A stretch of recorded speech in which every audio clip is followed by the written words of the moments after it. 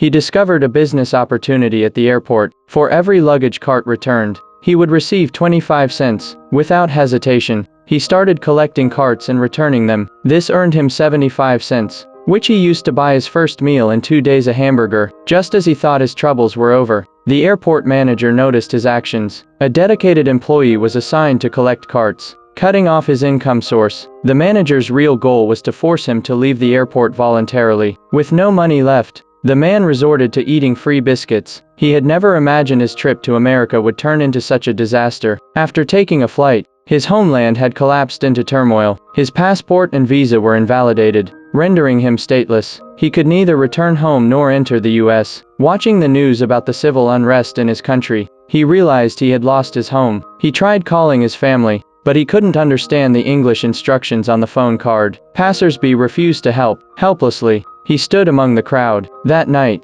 he found a waiting area to sleep in. The next day, the airport manager, watching surveillance footage, saw the man wandering the airport in his pajamas. This was damaging the airport's image. To get rid of him, the manager told him that security would leave for 5 minutes. He hinted that the man should seize the opportunity to walk out. If he stepped outside, the problem would be handed over to immigration authorities. The man didn't realize this was a setup. As he was about to exit, a flight attendant interrupted him. At that moment, he noticed the moving surveillance camera. He tested it by walking forward. The camera followed him. The manager, watching from his office, prayed that the man would walk out, but he didn't, because he wanted to leave with dignity.